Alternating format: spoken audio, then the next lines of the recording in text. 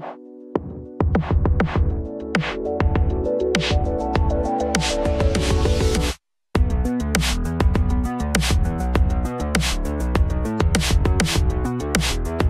wonder if my book would be considered epic fantasy or shotgun and sorcery.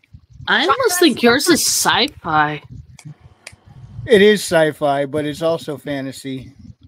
You mix a lot of lore, like a lot of ancient lore in with it, but it's still more sci-fi than anything. I think it was Orson Scott Card who said that science fiction and fantasy should be paired next to each other whenever you're perusing the bookshelves, just because a lot of them blend in together very seamlessly. Yeah. Well, once I figured out my magic system and the physics to it, I could blend that with science, because there was, once you have a definitive physics system, you can connect it with science fiction pretty well. See, Wrangler and I were talking, and we have a pretty similar magic system, and we didn't know we had a similar magic system too. Cool. But it presents so differently. I know, right?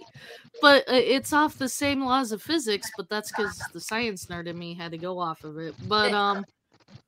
But what it is his is more of the sci-fi version of it, and mine is more of the fantasy version, but they're almost the exact same versions.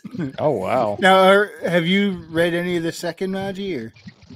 I'm starting to get there, but yeah, I'm kind of glad you see a lot more of you see a lot more of the fantasy elements in the second. Yeah, I've got to read your book, Wrangler. I've got to read it. Well, I know you're cranking some books out yourself. I would assume while people are like working on the book, they're not reading a whole lot of others. A bunch of authors together, you're like, we're all working on books. Well, it was just. I'm struggling to complete my first book, and you're well ahead of me, R.H. Snow. No, you're doing great. You're doing fantastic, and I am just so proud of all of y'all. I'm serious. Look at you. Did you ever, in your wildest dreams, imagine that you would be an author? Never as an author. I'm trying desperately to be one, man. I am trying desperately to be one. Are you kidding me? I hated reading. The fact I wrote a book is beyond normal comfort zone for me. I am so proud of you. I'm so proud of you. We were there when it was corn. I have to leave. I'm sorry, but I want to say, once again, amazing honor to be here with all of you guys, especially what you just said, ma'am. I'm just bumblefucking my way into writing a book here. I'm trying to make it good. I'm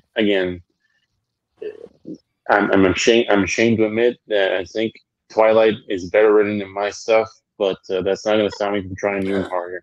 Okay, one of the things you've got to do, and I know it's all about craft, and I know it's about working on what you're doing, but the story that is inside you is the thing. No one else has that story. You are just setting it free. And sometimes it's a real struggle. It's like giving birth. Other times it's like some people just, pop a baby out. Whoop, there you go. But you are working on a living thing that is going to outlive you for the rest of your life. You will have this work. Never underestimate your ability, the story that you have. Never underestimate the ability that story might have to change the world. And when you write it, you're a writer. It's not dependent on whether or not somebody ever bought it or anybody ever said, oh, we're going to publish your book. You wrote it. That's who you are. You are now an author. You're an author. You are writing. And as long as you continue to do that and finish your work, you will forever be that person. No one can take that away from you.